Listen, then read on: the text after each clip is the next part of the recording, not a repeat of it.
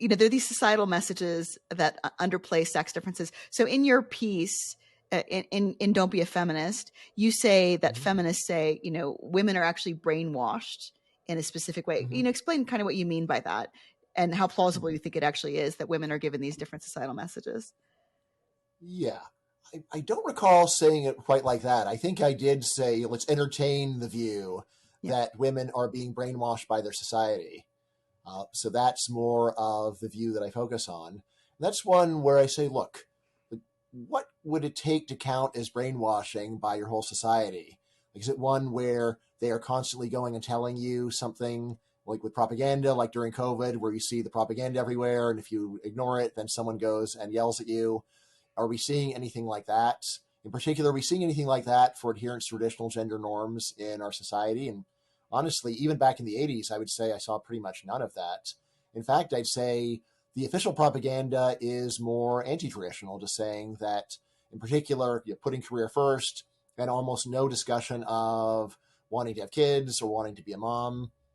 So I'd say in terms of the actual, what we would normally think of as propaganda, where you were being explicitly told what to think or believe, or there is written material trying to get you to do that, then yeah, I think that at least since the 80s, it's mostly been feminist propaganda and not propaganda for living a traditional lifestyle. I mean, in terms of, of course you could say, well, look, it's not just what you say, it's just what you see. So if you just see that most kids are raised by moms, that counts as brainwashing. This again is where I am going to respond. If you're going to call that brainwashing, then everything's brainwashing and it's just kind of meaningless. And furthermore, there is the question of, well, what would count? What would be not that?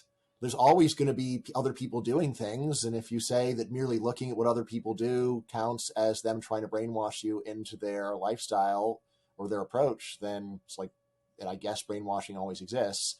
It's the kind of thing where I would say it makes a lot more sense to define it narrowly. It's got to be explicit statements, explicit writings. It's got to be one-sided. And that's where I would say the brainwashing is overwhelmingly on the side of feminism, really. If you just, especially just think about how sex education in K-12 is almost 100% about avoiding pregnancy. Yeah. It's like, well, maybe you want to get pregnant. Maybe you want to have kids. How do you know? Well, I don't. So, and it's along the lines, do you know what would happen if you got pregnant? This would mess up your career goals. And there's almost never any propaganda along the lines of, do you know what it would take to become the CEO of a corporation? You probably have to not have any kids. Is that really what you want? So it's one where, as you can see if you read the essay, I have a very hands-off approach to pushing my kids. There's, I've got a few things that I want for them and I tell them, but I don't nag them. I try to say, look, these are my views. If you're curious, I'm open to talk. If you don't feel like hearing it, I'm not going to come after you and hassle you. This is not just a persona that I present. It's what I really try to do. I don't think I mentioned in the essay that this has a lot to do with why my kids trust me so much, because I don't lie to them. Yeah, you've mentioned that you never lie to your children. I'm sort of a new. I don't give any details. Yeah, I don't really give details. Yeah. Did you, just out of curiosity, no Santa for your kids, I imagine? Yeah. I did not go and intercede when other adults said there was a Santa, but I never told them there was a Santa. And as soon as they asked me, I said, I just think, do you really want to know the truth? All right. Okay. And if you say yes, I think actually, like, it was at the dinner table, I said, ask me after dinner.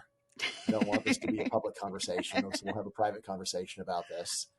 But yeah, like on things like, Dad, will I like to eat this? Other adults say, yes, of course, you'll love the asparagus.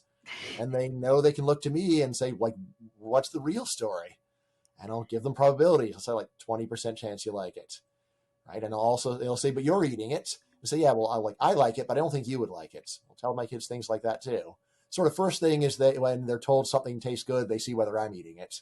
And then second question, if I'm not eating it, they figure, well, if Dad won't even eat it, I won't like it.